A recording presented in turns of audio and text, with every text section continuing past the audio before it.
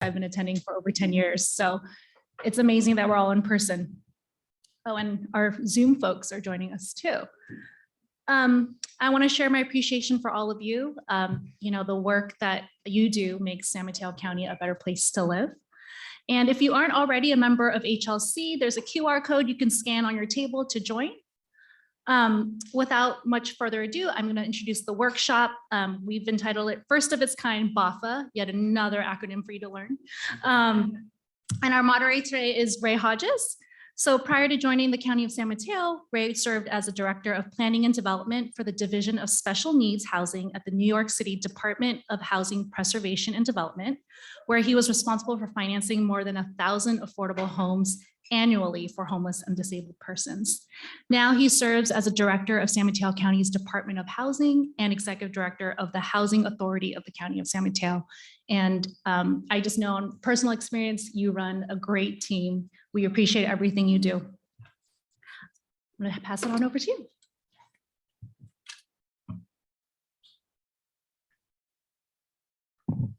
Thank you, Serena. And hi, everybody. Like Serena said, I'm Ray Hodges from the county's Department of Housing. Very happy to be here this morning to moderate what's going to be a really great panel. We have some great experts with us here this morning to help us better understand BAHFA and its affordable housing platform and what that could mean specifically for us here in San Mateo County. And we get to do this in person this morning. It's really nice to actually see all of you in the same room together with me. This is really exciting. So I'm going to start out just introducing our panelists and then provide some quick background information, some statistics and things from San Mateo County's efforts to produce and preserve affordable housing to kind of set the backdrop for today's discussion on BAHFA. And then our three panelists will each present, and then we'll move into a Q&A session and discussion with the panelists. So let's start with introductions. First, Samaya Abdelghani is BAHFA's Preservation Program Coordinator. She leads the development of pilot programs that aim to preserve affordability of existing unsubsidized housing stock and protect current residents from displacement. Her work pushes the agency toward its vision of a more equitable Bay Area while preparing BAHFA for the infusion of preservation capital through a potential regional ballot measure in 2024. Welcome, Samaya. And then we have Geeta Rao, who's the Senior Director for Enterprise Community Partners in Northern California, for the North California office, where she oversees programmatic work and co-manages operations.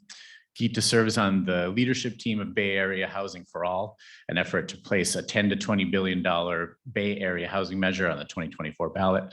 She led Enterprise's co-sponsorship efforts at AB 1487, which created BAHFA, and co-authored The Elephant in the Region, Charting a Path for Bay Area Metro to Lead a Bold Regional Housing Agenda. And I would be remiss if I didn't mention in the summary that Geeta spends a portion of her time reluctantly bird watching across California with her two boys. And finally, Carlos Romero is a council member and the vice mayor of East Palo Alto. Councilmember Romero was elected to the city council in 2008 and served as mayor in 2011. Prior to being elected mayor, he was chair and vice chair of the East Palo Alto Redevelopment Agency, served on and chaired the city's planning commission for 6 years, and was a member and chair of the East Palo Alto Rent Stabilization Board for 4 years. Great to have you, Councilmember Romero. So that is our esteemed panel. But like I said, I'll quickly kick this off with a little San Mateo County specific table setting. And you can go to the next slide. Yeah, so back in 2013, the County Board of Supervisors established the county's Affordable Housing Fund, and it was seeded with $13 million of RDA boomerang funds at that time. And we used that money to help finance 5 affordable housing developments. That process was successful enough that our board, and you heard Supervisor Horsley talk about this a little bit, made that fund, the AHF, an annual competition. And it's grown from $13 million in that first year to now having $54 million this year. This was the 10th round of the AHF that we just wrapped up. The primary source of funding for the annual AHF competition, Supervisor Horsley mentioned this too, is Measure K. It's the county's half-cent sales tax. For doing work like this, the really nice thing about Measure K is that because it's a sales tax, it's an ongoing source of revenue. There's new money coming into the Measure K coffers every year, and it can provide a new influx of funding for the Affordable Housing Fund every year as well. And this lets our developer partners know that the county will be there with gap funding in out years when they're looking at taking on new development projects, looking at acquiring land. You can see here some of the minimum proposal requirements. We prioritize half of the funding for supportive housing for homeless residents. All units must be affordable to households that earn no more than 80% of the area median income. But we have a minimum requirement that 5% of units be for homeless households and 15% for extremely low income households. Next slide, please. You can see here, though, we actually get much more than those minimum requirements around homelessness and ELI units because the competition is really competitive. And we give extra points to proposals that target more units for homeless and ELI households. So the county's awarded $350 million to finance 4,500 affordable homes, through the AHF to date. And about half of those units are for either homeless families or extremely low income earning families. And we really like to see that those projects, are spread all across the county, north to south, and from the Bay to the coast side. Next slide. So these are some quick numbers on the most recent round of the AHF, our 10th round, which just received board approvals last week. Received approvals for 12 affordable projects out of 15 applications that were filed this year. This is our largest set of applications and award to date, and the requests totaled more than $100 million, which was more than twice what we had available to make awards with. So those 12 projects will provide 1,069 affordable homes. And that includes 279 for homeless households and another 196 for extremely low income earners. And I just wanted to point out quickly too, this year, so in addition to the $23 million of Measure K we also had an influx of $25 million of ARPA funding. This is the American Rescue Plan Act, the big COVID stimulus bill that the president signed, I think it was last March 2021. But anyway, so that was a boon for us this year in being able to make awards in this what was a really huge round of applications. Next slide, please. So that's all good progress, and every year the pipeline for pre-development and construction grows and expands, which is great. But just to finish up, I wanted to quickly reflect on the county's RHNA targets. So this chart shows our production targets for the 5th round of RHNA, which is closing this year. This is the last year of RHNA 5.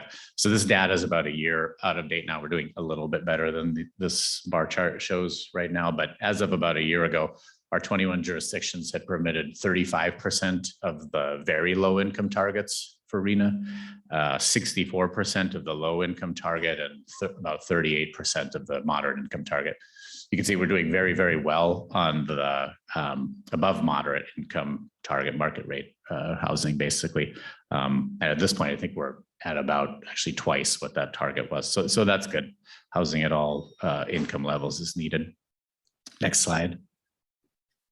But so likely many of you have seen these numbers by now, but our targets for RHNA 6, the next round, which begins in 2023, more than doubled and nearly tripled across the board in San Mateo County. So needless to say, given our progress permitting and producing very low and moderate income housing under RHNA 5, meeting these RHNA 6 goals is going to be really challenging without some pretty innovative changes to our current systems. So I'll stop there because I think we're going to talk about one of those possibilities today and turn it over first to Samaya to talk about BAHFA.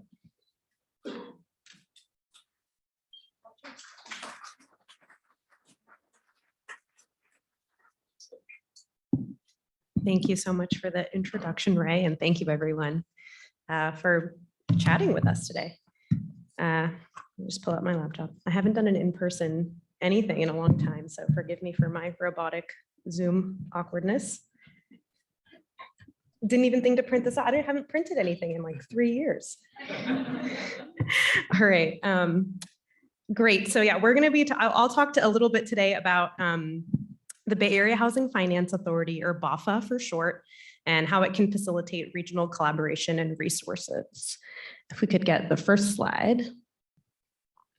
So what is BAHFA? It is the first regional housing finance authority created by the California legislature in 2019 via Assembly Bill 1487 to help meet the Bay Area's need to produce more housing, preserve more affordable housing, and protect vulnerable tenants, which are the 3 Ps that define BAHFA's mission.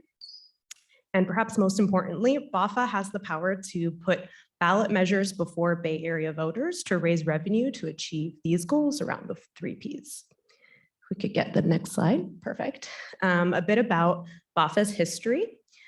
The work of creating BAHFA really started with a couple of seeds over the last 4 years. And so the first of which is a paper that Enterprise wrote, shout out to Geeta on her panel, in 2018 that explored how other regions and cities in the country were addressing their housing crises and proposed that the Bay Area needs a regional housing entity of its own for coordination and the ability to raise and deploy significant resources across the 9 counties.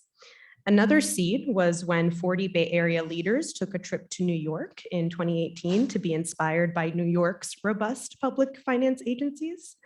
But it was really the CASA process that brought together cross-sector interests from business, environment, social justice, and elected officials who collectively put forth a housing platform for the region.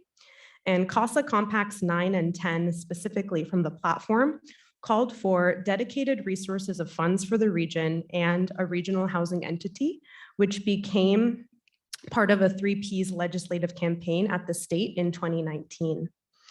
So AB 1487, which was authored by then Assemblymember Chu with NPH and Enterprise as co-sponsors, created the Bay Area Housing Finance Authority. And now that we're equipped with this enabling legislation of AB 1487, our region was on track to place a $10 billion housing measure on the ballot in 2020. But we all know what happened in 2020. The COVID pandemic hit and the regional measure was no longer viable. So MTC ABAG staff refocused on standing up the agency, and through the amazing efforts of the Bay Area Housing for All Coalition, in 2021, BAHFA secured a $20 million state earmark to help launch. And so that $20 million investment allowed BAHFA to launch, hiring its first round of staff to start creating programs with Kate Hartley, formerly with MoCD and the Housing Accelerator Fund in San Francisco, in the lead as BAHFA director.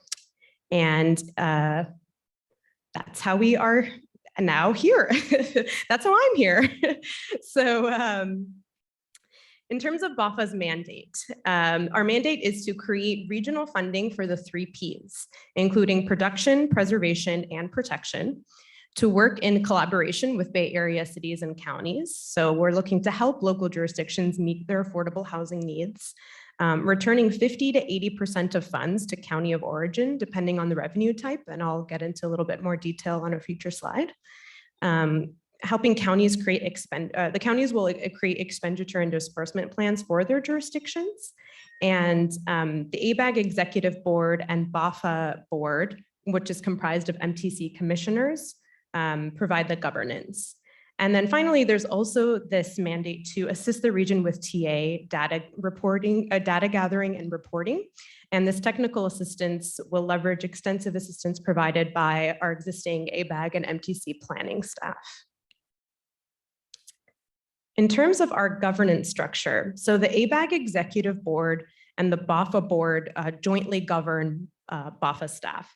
And so the MTC commissioners comprise the BAHFA Board and an appointed 9-member advisory committee with experience in all 3 Ps provides program guidance. And excitingly, that advisory committee was just approved by our leadership last week, I think. And AB 1487 defines the expenditure and operational parameters. So for example, how the funds must be used, how measures are placed on the ballot, reporting requirements, and amendment procedures. Next slide, please. Thank you. So as I mentioned, COVID struck in 2020, and our boards decided to defer a potential revenue measure for a future election cycle. And rather than give up and do nothing until a future election, we pivoted to expand our housing work in a more resource-constrained environment. And so much of that work has been happening in the form of 5 pilots, which are listed here.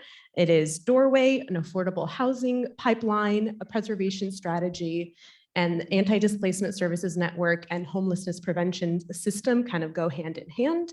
And I'll say a little bit about each one on the following slides. So for Doorway, we know that searching for affordable home in the Bay Area is much harder and more time consuming than it should be. It's often paper-based, it's different for every property with unclear eligibility criteria. And so to make it easier, BAHFA is launching the Doorway Housing Portal, which housing seekers can use to search for housing on their phone or their computer and complete an application in less than 10 minutes. And importantly, San Mateo County will be part of the initial pilot, and we're really excited to be in partnership with them.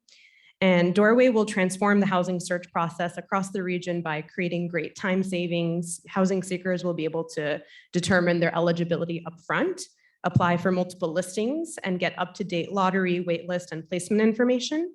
And since the Doorway Housing Portal is based on the open source code from San Francisco's existing Dahlia portal, its effectiveness is already proven, and we have the exciting news that we recently received a Google Fellowship to support its development.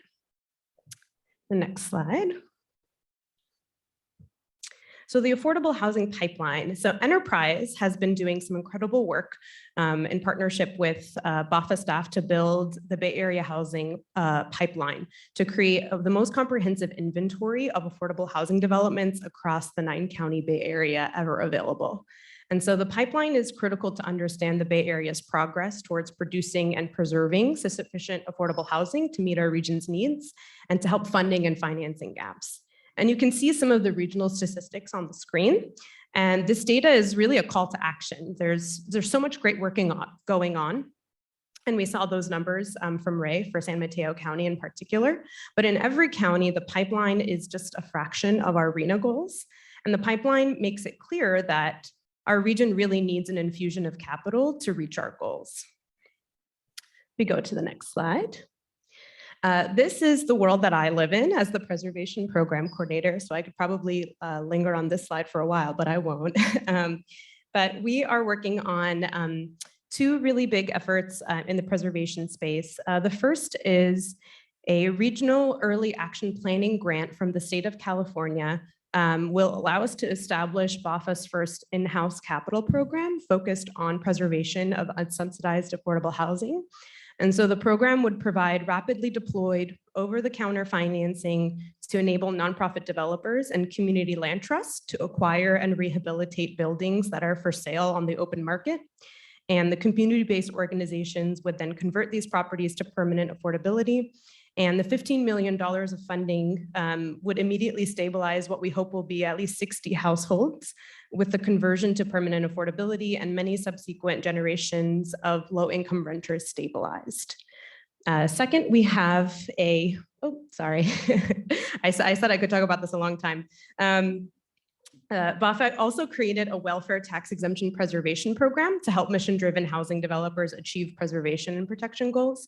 So the program provides public sector support that private developers need to qualify for the property tax relief under state laws. So eliminating property taxes from a building's operating budget means lower rents for the tenants. And so the program's assistance includes a recorded deed restriction on the property that ensures that the rents remain affordable in the future, and the base minimum that the state requires of a little $5,000 grant. And with that, it's kind of this one tool in our growing toolkit for preservation. Next slide. Thank you. And so for Anti-Displacement Services Network and Homelessness Prevention System, we're currently conducting stakeholder engagement and program scope refinement to support coordination and best practices for effective deployment of tenant protection services and integrated resources and services to prevent homelessness. And my colleague Irene is here today, and she's going to be talking a little bit about this in more detail in one of the afternoon sessions. So definitely check out the one on extremely low income households if you're interested to learn more about that. And that gets us to sort of our what we're building towards with these pilots. So 80% of all funds raised through future revenue sources, including general obligation bonds, parcel taxes, and gross receipts tax, would go back to counties on the basis of that county's contribution to the revenue source. So sometimes it's referred to as the county of origin. And working together with their cities and towns, the counties would develop and submit to BAHFA expenditure plans and identify the appropriate entity within their county to distribute the funds. BAHFA will retain 20% of the funds raised for distribution anywhere in the region. And the rules differ between BAHFA and the cities and counties slightly about how much each of their funds must be used towards the 3 Ps, which you can see on the slide. So at both scales, 52% must be used for production, 15% for preservation, 5% for protection, and then 28% is flexible for locals, whereas there's about 10% set aside that can be used for the region on local government incentive grant programs, and then an 18% that is flexible at the region. And if you go one more slide.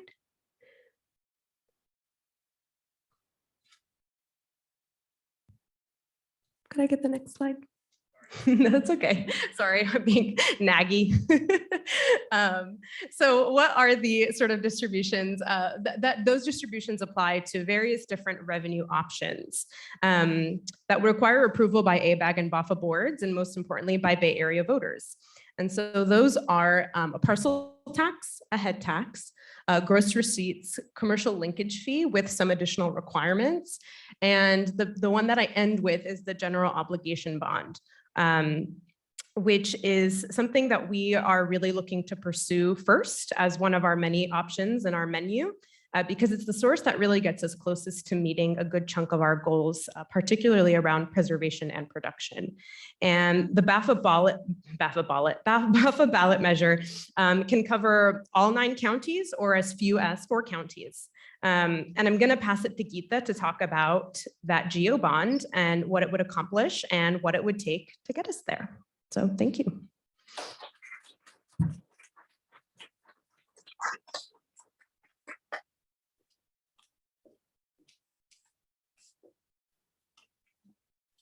Thank you, Samaya. So before I talk about the state and regional measure, I just wanted to mention a little bit about enterprise. We are a national organization to make home and community places of pride, power, and belonging, and platforms for resilience and upward mobility for all. So I actually work out of the Northern California office, and I work really closely with my colleagues, Heather Hood and Justine Marcus, on all things BAHFA related and regional measure related. So I have a couple of questions before we start. How many of you are a part of the Bay Area Housing for All Coalition?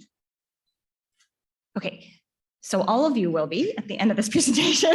I'm going to stick around, and I would love to meet those who want to kind of join our coalition. And how many of you were at the NPH conference and came to this session? Okay, so for that Venn diagram, this content you've heard before, but what I really hope to do is dig into a conversation afterwards and really understand how to make sure that this work meets local needs in San Mateo. I mean, San Mateo is an inspiration for all of us in the region because it's so collaborative. It also has wonderful birding spots, which I can talk about as well afterwards. So let's go to the next slide. And actually, even before this, I want to say that I'm going to spend quite a bit of time talking about the state context and a measure that's happening at the state level, a ballot measure, because that really determines what's going to happen locally in 2024. So this is something we all know. We all know we need systems change, right? These numbers are so compelling to why we build about 14% of the affordable housing need in the state. And there are tens of thousands of Californians who are homeless, and these people who are homeless are disproportionately Black and Native and Indigenous people. We also know that there are solutions to the affordable housing crisis. That's why we're all here. And general obligation bonds is one of many tools to the solutions. They provide the critical funding and financing needed to preserve and build housing. When Andrea was up here, she gave a nod to how important that funding and financing is. But one of the major challenges with general obligation bonds is that you need a supermajority in order for them to pass, and that they're only, the funds that are generated is only for capital expenditures. And so this is the challenge that the California Housing Initiative is trying to solve for. Next slide. So what is a California Housing Initiative? It's a two-pronged strategy. The first is to change the state constitution to lower the voter threshold for general obligation bonds. The second is to put measures across the state on the ballot, and this will unlock billions of dollars for housing and homelessness. So let's go to the next slide. Here are campaign goals. Like I said in the beginning, we want systems change. We really do want to unlock billions of dollars. We want to create a unified state campaign that lifts up the work that is done locally and across the region. And we want to invest in grassroots organizing that centers BIPOC communities that are most impacted by the housing crisis. And we want to build a long-term agenda. This isn't just a one-off. This is going to be decades. It took us decades to get into this mess. It's going to take us decades to get out. Okay. Next slide. Oh, this is the next slide. Sorry. Okay, this is just, sorry. I'm also a little tweaked out by being in person. I haven't been in person in a long time. So let me talk a little bit more about the state measure. So as I mentioned, the main point of it is to lower that voter threshold to a majority. But I want to go a little bit deeper in what it means for the uses of bond funds. So currently, the California state constitution only allows GO bonds for capital expenditures. So sticks and bricks. Well, hopefully not sticks, bricks and mortar. And what the measure would do is actually allow for an expansion of uses. And there's kind of three I want to mention: capitalized reserves for affordable housing, rental assistance, and other housing and homeless prevention services. And this all needs to be tied to the property. It also allows for more accountability and tailoring of local needs. So next slide. Can we win this? We can win this. So this was a state poll that was done in 2021. It shows the support for the measure at 61 to 64%. And actually you only need a simple majority for it to pass. Next slide.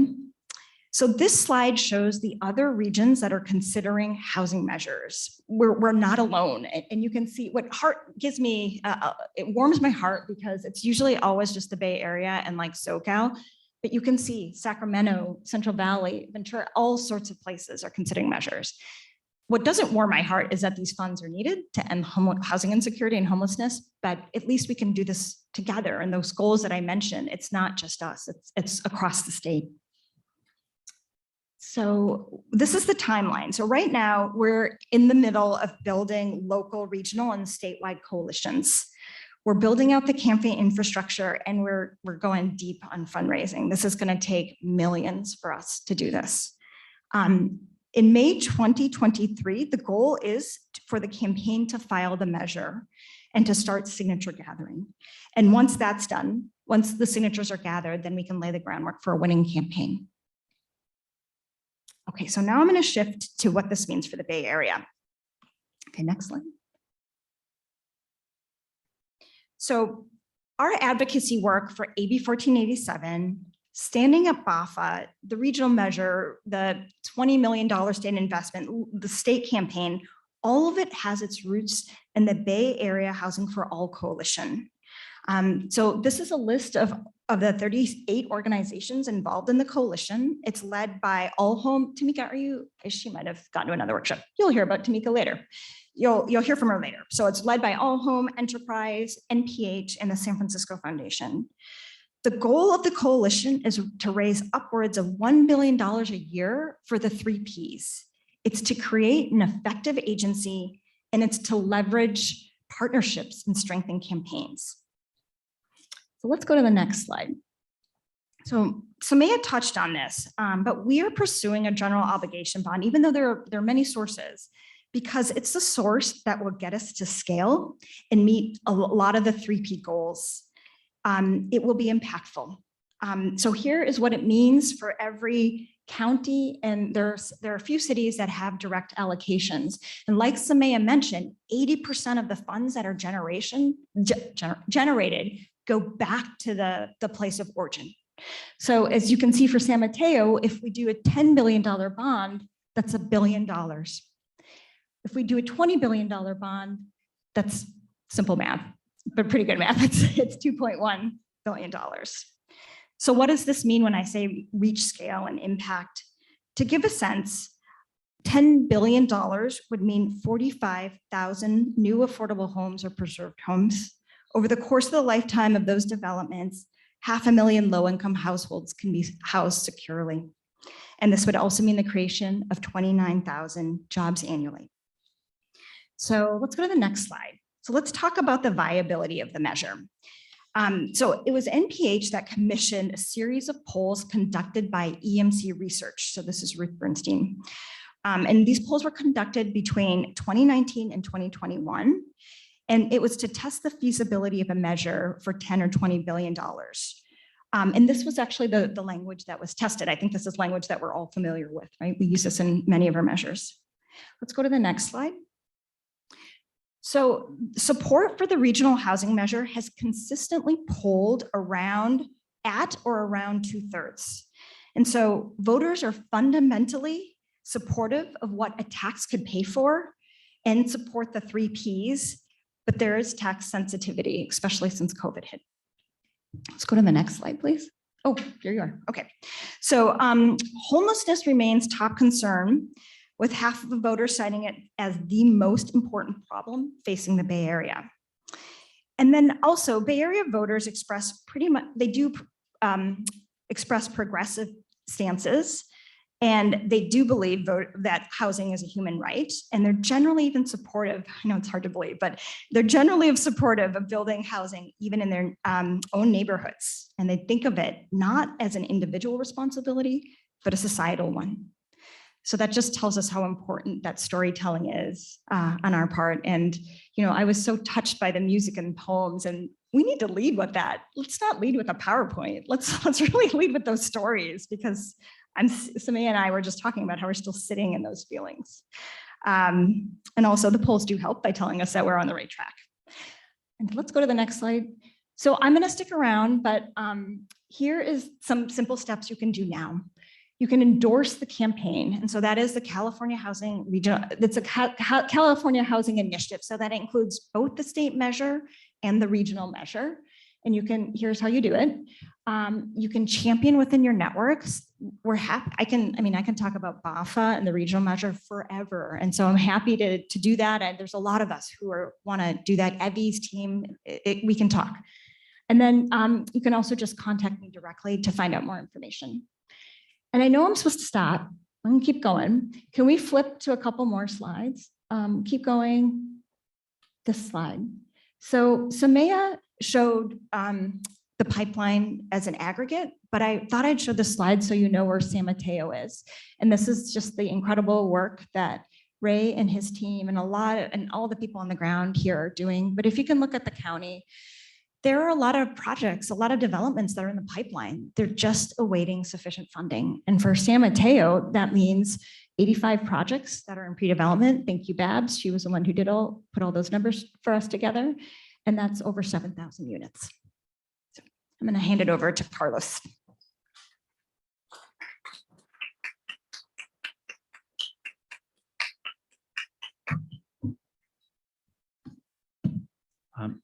Good morning, everyone. I think we're still in the morning. Is that right?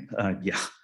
I'm Carlos Romero. And when you do not send in the right bio, people read a very old bio. So my bad. So I think I'm primarily here because I actually serve on the ABAG executive committee that helped think through CASA as well as BAHFA.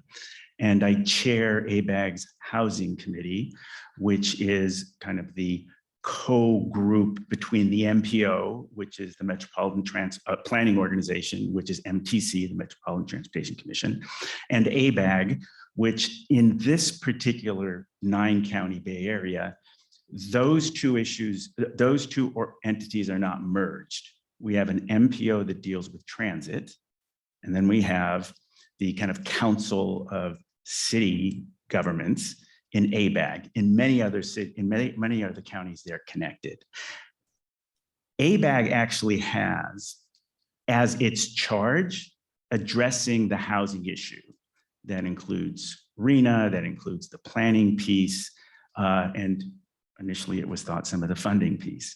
When ABAG and MTC about 5 years ago decided that it might make sense to merge the two organizations in some way, shape, or form. And through this CASA process, and certainly I think a lot of this has to do, a lot of this, the resources that have been put towards this, plus some of the conceptualization, is due to the former executive director, Steve Heminger, but really our present executive director of both ABAG and MTC, Therese McMillan, has put equity front and center and has made sure that housing, which is not typically a transportation issue, has significant and I would say widespread integration into what MTC is doing, so that we recognize that the burdens of transportation and housing must be combined and seen together. You know, it was Einstein who said that no worthy problem is ever solved on the plane of its own conception. And I think we should think about housing just that way. The intersectionality of housing, of planning, of rentier capitalism, of tenants' rights, of homeless advocacy, of movements like Right to the City, that all have to come together to make something like this pass. Because this has been called by some folks the affordable housing industrial bond complex. It is not, right? We need to turn this into, and I come from an organizing background with a finance and affordable housing kind of professional, whatever, experience. But I am an organizer and an advocate by heart. And the only way that we are going to be able to pass this, and keep in mind that the Bay Area is now a majority renter community and ever increasing so. To ignore in our organizing renters, the homeless, Pastor Baines, you've been working with them for 12, 13, 14 years. You know what organizing that community is like. And not integrate them fully into this campaign. And make sure that the benefits of this are not just production benefits, but they're protection benefits, so that we have stronger rent control, so that we have stronger protections against eviction, so that we don't produce more homeless folks, so that we have right to representation when people get evicted. We have right to representation in criminal court. Why should we not have right to representation when we're getting evicted? So that tenants can feel that indeed they are buttressed by this particular plan. And it is one of the things that I think we're going to the state Senate and the Assembly to see how we can indeed create a funding mechanism that would allow for the protection piece, that would allow for the preservation piece, because we are losing much housing right now that is moving to, whether it's a rentier capitalist, let's acquire as many single family homes, Blackstone properties, and basically get as much profit as possible. We need to figure out ways to address that. We need to figure out ways to empower folks to talk about that. We need to make sure that this bond, and we're thinking about this very seriously, when we go, whether it's 2024, 2026, and I'm crossing my fingers, it's 2024, there is a comprehensive program of benefits for all. To ignore one is to ignore all. To ignore the renter nation is folly.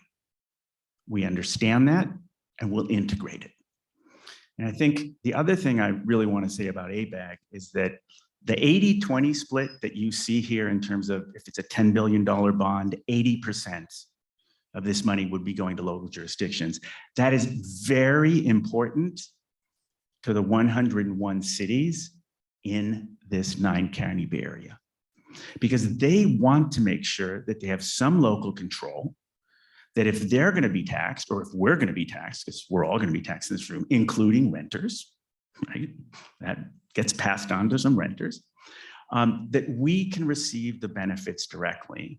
And so there is this 20% that is set aside for the BAHFA board to do programs to actually incentivize cities and counties to work on these important affordable housing issues. But that 80% that flows to the counties, in the case of San Mateo County, it's about $1.19 billion.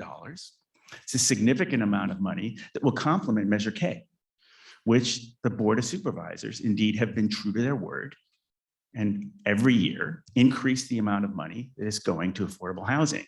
Now, if we can cobble together these funds, use some funds to get additional funds from this bond measure, we indeed can develop the 45, 50, even more units, depending on how we structure this. I think the last thing I'll say, and this is related to some of the ABAG planning work that we're doing, is that we need to look at the local issues, local tax measures, and the local policies that we have to boldly put forward to our constituents. Some of them were listed, but it's inclusionary zoning. There should not be a single city in the 9-county Bay Area that does not have strong inclusionary zoning that requires market rate developers to develop inclusionary housing. 2, we need to have jobs housing linkage fees, also mentioned.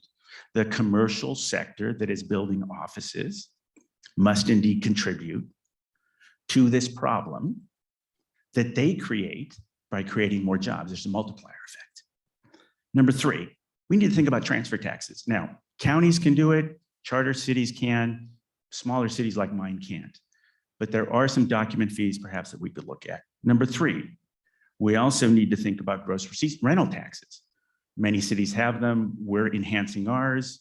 Berkeley has one. We have one. I believe Oakland has one where Pastor Baines has endorsed ours and will be a poster man for us on our next mailing, where indeed we look at market rate rentals and see if there's a way of capturing some of that money to complement this bond, because the bond will not solve the issue unless we as cities and counties step up and implement the policies, the programs, and yes, I'm sorry to say the tax measures. We cannot move beyond, as Einstein said, the plane of the conception of this issue. The parcel taxes, I can go on, but there are a number of ways that we all as local cities and counties need to think about augmenting this fund, because this really is money that should help us all think about how we can aggregate additional funding to dig ourselves out of a problem, as Gita has said, that has taken us 30 or 40 years. A bunch of broken policies and programs lie behind us that we can fix, hopefully. And I think some of that is happening at the state level. Some people may say they've gone too far, but I think we will calibrate it correctly. And utilizing this funding, and again, organizing on all planes with all folks. And I say it again, the homeless, renters, folks who have been marginalized from this kind of political polity. If we cannot get them, hopefully we get the 55% or 50%, we may not have this pass. So let's keep that in mind, right? This is a coalition of all. And as Che used to say, hasta la victoria siempre on this one. Thank you.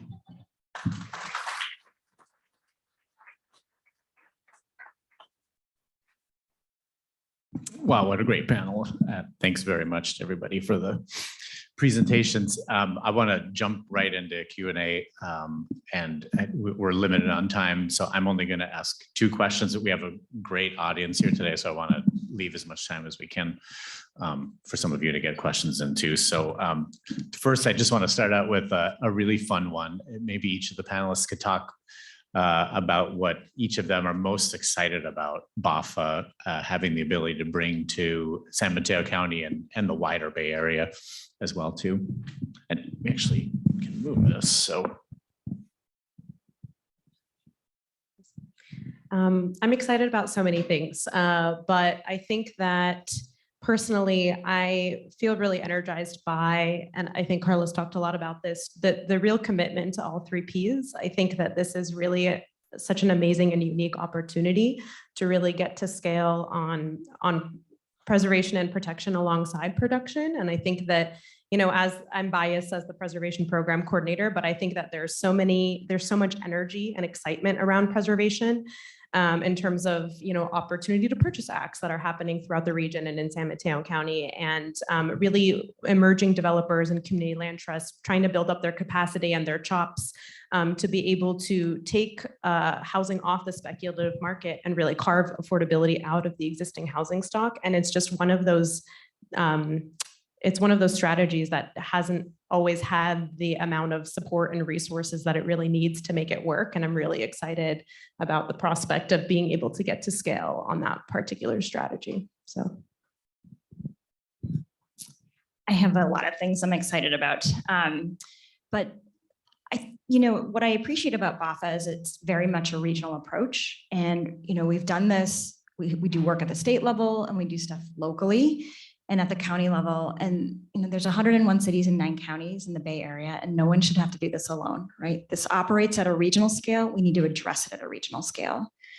The thing that also really is compelling is that, you know, we've ended up here because of a history of discriminatory policies. And if we put forth the framework, it is written that we lead with racial equity and it's new, we can really start fragmenting the systems that have created incredible inequality in our region. So let's do it right and do it first. And then the third thing is I want to touch on the New York trip. So for about 6 months of my life, I turned into a travel agent.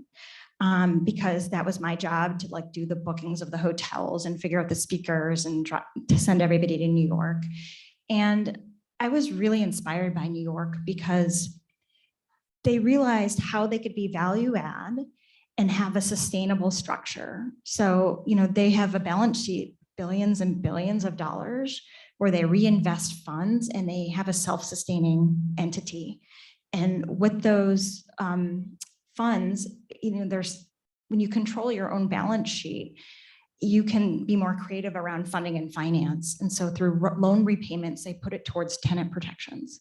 And I think it's that kind of thinking we need to really embrace and actually really move towards, let's do this together because we're not doing it on ourselves. We can't do this anymore on our own. And let's really think long-term. So those are the 3 things that I'm inspired by. Thanks. In organizing, there's a saying that says, sometimes days are like years and years are like days. I think I'm looking forward to the organizing potential, kind of, again, cross platforms, cross populations that this brings. I think it's going to be hard. It's going to be challenging, but perhaps many of my days will indeed be long. Yeah, you guys can actually keep that one. So I'll do one more question and we want to get to you folks. So a lot of attention in San Mateo County and the Bay Area generally right now. We heard it a little bit from the panelists. It's focused on homelessness. And a week from today in San Mateo County, we'll be holding our Working Together to End Homelessness Summit. We'll be talking about potentially reaching functional zero around the end of this year or early next year. But to maintain functional zero for any amount of time, we need additional affordable housing. We need permanent supportive housing. We need housing at all levels, but we definitely need housing, more housing for homeless folks and households earning extremely low incomes. So could you talk about how BAHFA and the GEO bond is intended to address homelessness and families who are earning extremely low incomes? I can say a little bit, and I would pass it to Geeta for maybe the second half. But 52% of the bond must be used for production for housing at, you know, for all types of affordable housing, including extremely low income housing. That being said, there are a number of services that are essential alongside extremely low income housing. And I think that maybe if Geeta could talk about the amendment that would allow for more of those uses. Yeah, so a a lot rests on the state measure. I will say that because it makes revenue generation locally and regionally so much more possible, right? Think of all of the measures you've worked on. Carlos, think about it over the years. You were off by 1-2 percentage points. You couldn't even put it on the ballot. I mean, we're at the mercy of a minority that's, not making the best decisions around democracy or what really needs us, all of our needs. And that constitutional amendment is important because not only will it just usher in a lot more funding, but it will change the uses. We can do more than just production and preservation. We can actually do all of the homelessness prevention programs, services, operating. It opens up a whole new suite of possibilities.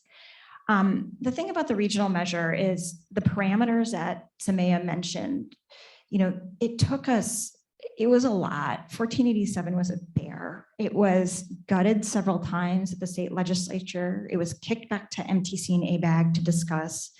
And those numbers, the 80% going back to locals and the various breakdowns, it was a whole set of negotiations. And at the time, I was like, why are you putting this all in there? Like that, just give people flexibility.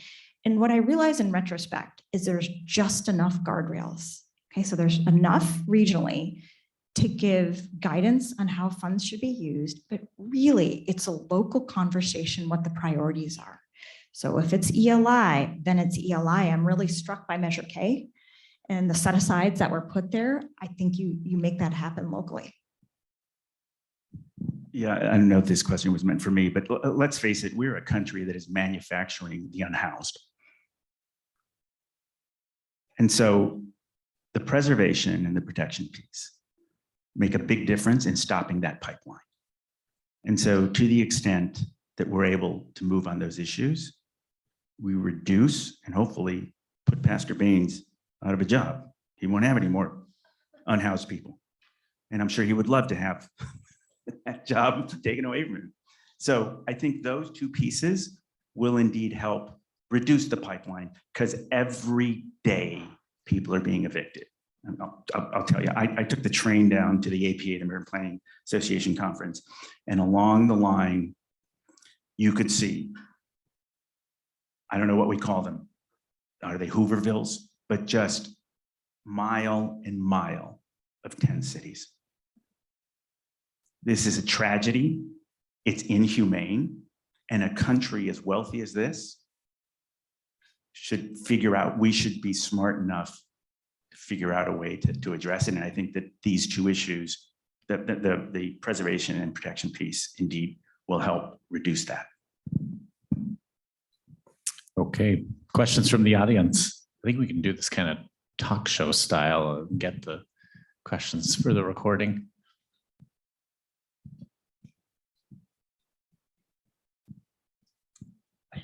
Yeah, exactly. I provide housing for people who are very low income, so thank you for talking about that.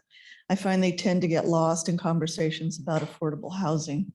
One of you, and I'm sorry, I don't know which one, mentioned doorway housing portal for housing seekers, but it's not yet launched. How will we know when it is launched so we can use it? That's an excellent question that I wish I knew the answer to. I can speak on it. So you'll know because Ray and Babs and San Mateo have been tremendous partners on getting Doorway launched. Right now, as Samaya was talking about, it's really great because you're not starting from ground zero with Doorway. San Francisco has Dahlia. And when somebody else goes first, they figure out all the weird things and they fix it and they make it better, and it's open source code. And so Doorway is in the process of using Dahlia as a prototype and creating it for the region. And right now the process is, the Google Fellowship is incredible because it will take millions of dollars to build out this system. And so there's a bunch of Googlers volunteering their time to do it. And so a lot of it's contingent on how much that fellowship can take Doorway. And then there's a portion of the 20 million state funding that BAHFA got that would also support it. So this is rambling, but I am saying that all of the ingredients are in place for it to actually launch and be meaningful.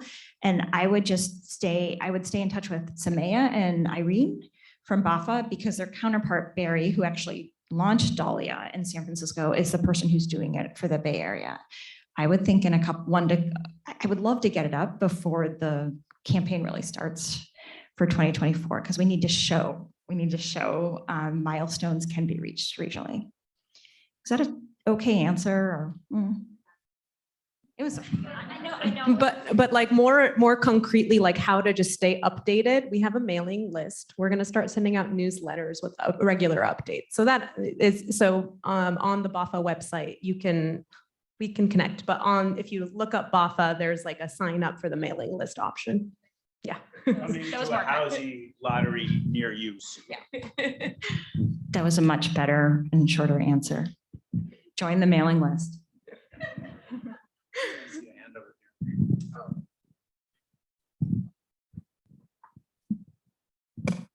Thank you. And thank you to all of you, obviously, for the presentation and your obvious passion for this work.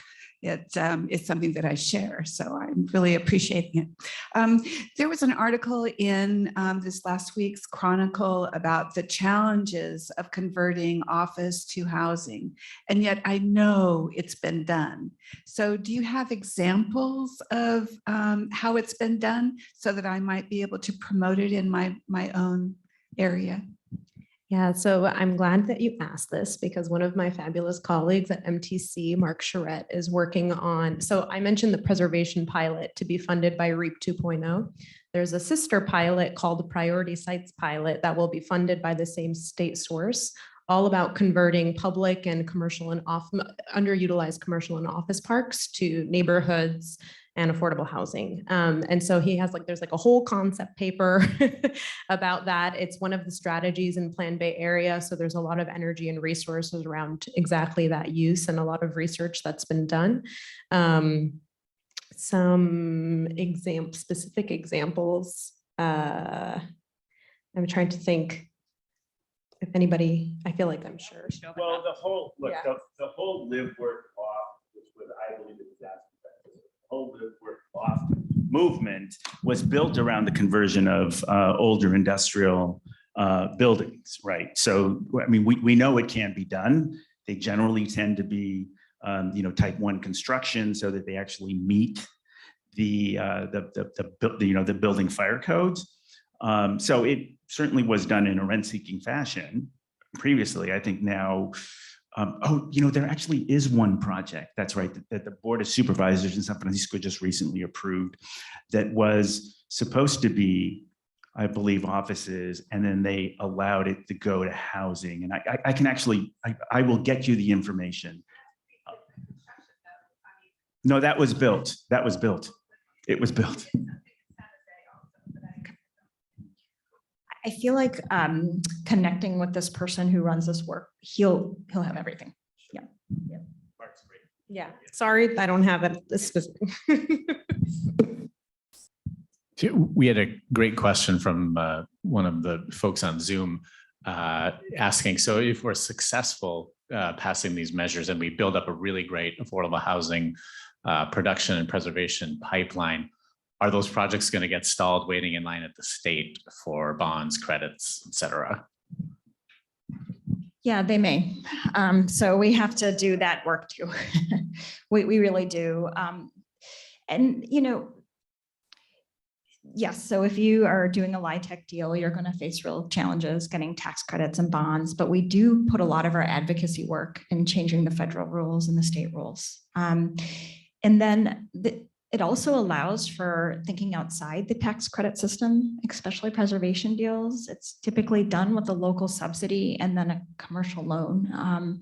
So not everything will be stalled out, but we do have to anticipate working on that as well. Other audience questions? Can I add one other thing? With the bond, it's a lot of money. So there'll be tranches. You can tranche it out. So you can do like $1 billion and do 2 or 3 later. So if there's an absorption problem, if there's not enough capacity, or if there's a bonds issue, there is ways to mitigate it by making sure that you're doing the right timing that works. Hi, my name is Anna from United Way Bay Area. Thank you so much for the presentation. It's very informative and very exciting. I just wanted to ask a little bit more about the public will building aspect of passing this regional bond. It's helpful to hear that 2/3 have consistently been supportive, but what is the plan to sort of build more grassroots organizing or sort of the public will building campaign to get this message passed? Yeah, so for the regional measure, and then Carlos, I'll hand it to you, but it's being led by the Bay Area Housing for All Coalition. And right now we're in the process of figuring out the campaign structure and the various, once you have the campaign structure, part of that is figuring out the grassroots organizing. And a lot of those organizations have already signed up to do a lot of that work, go pound the pavement and get endorsements locally, work with other organizations. I really do think a lot of this work has to happen at the county level, since the majority of the funding is going back to the counties. It really needs to be county capacity in coming up with a plan. And I'm actually really happy to talk to you about, United Way Bay Area has been an awesome partner, but about what our plans are, and that's also forthcoming.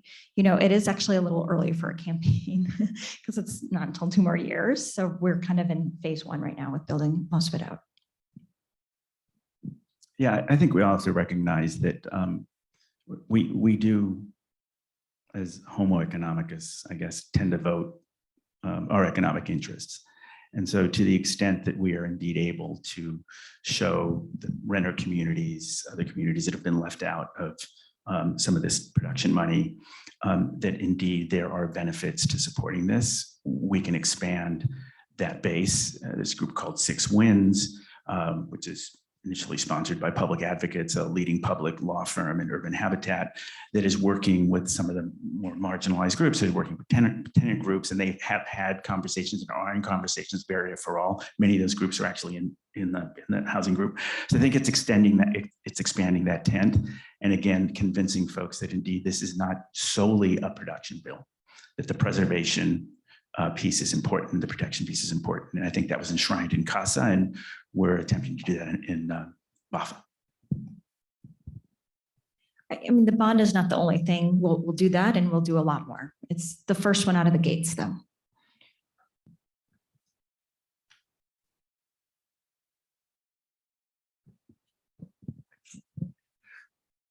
Thank you all. The very informative presentation. I was very curious about the protection piece.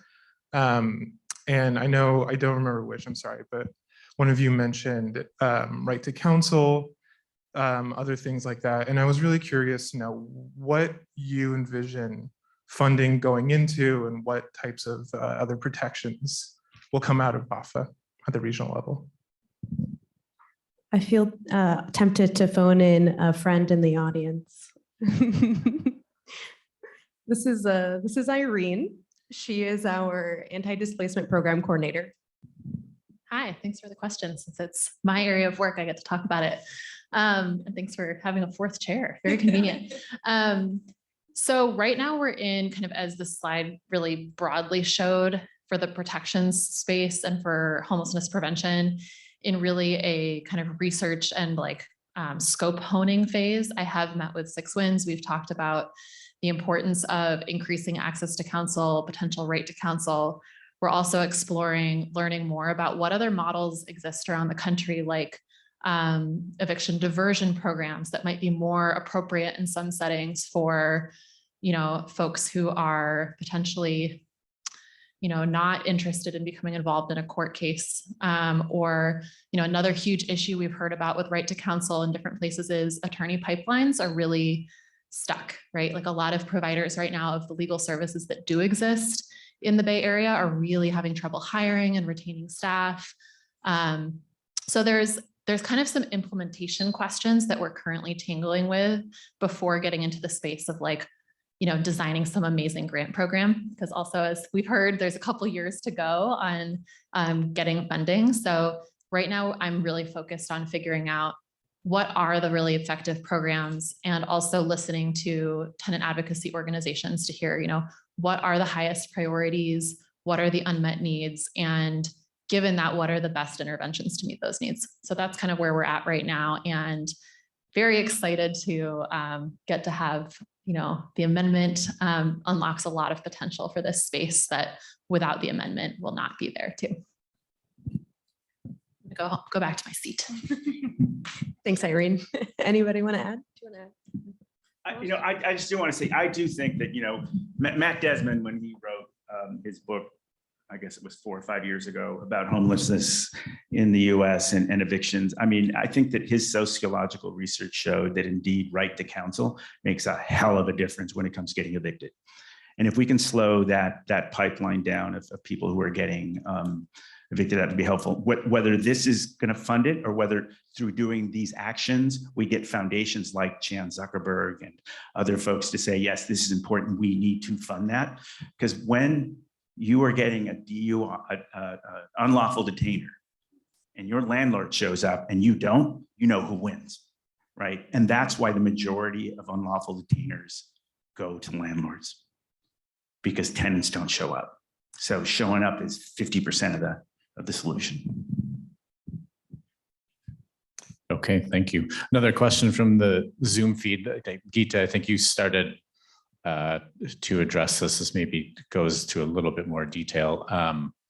What strategies for messaging are there to reach a wide range of voters, especially those who are skeptical about funding initiatives and feel jaded about politics? I should ask you that, huh? There's been a lot of fantastic narrative work being done. Shift the narrative. It's work being led by NPH and CCI and a lot of other really. It's incredible because it's bringing a lot of different groups together who work directly on trying to shift the narrative. And there's been just a lot of messages that you have a foundation of a message and then you tailor it to who you're talking to, which just sounds really obvious, but there's strong messages that do resonate, and we have to really mine that work and look at the ones that are going to make sense. So I'm no expert in communications or messaging, but there are other people who are, and it's definitely front and center of all the campaign work. It's one of the reasons that ABAG launched the pilot programs, right? So we think we can make some inroads and show people that with $20 million, we can have the portal open. We can have some preservation work. We can actually do some acquisition of housing, taking out of the private market into, let's say, a land trust, have alternative kind of forms of ownership. So the programs that we have funded with those $20 million indeed are meant to provide kind of a palette of actual implementable options that in 2024 we can point to. Great, thank you. We have a hard stop at 12, so we have time for one more question from the audience. Anybody?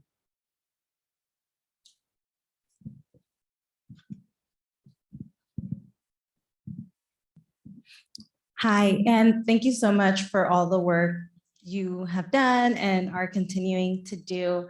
I was wondering what the exit strategy are for the tenants that will be in the future and current affordable housing units. Not that we should rush them out or anything, but what other supportive services are there going to be in place so folks are not bound and tied and life happens. So how are we empowering them out of an affordable housing unit to be on their own or whatever that looks like for the individual family? Yeah, so I will say Germany has 80% of its citizens are renters, right? I mean, we should not assume that renters are lesser beings in this country. And I think that I used to run Mission Housing Development Corporation. I used to work with other groups.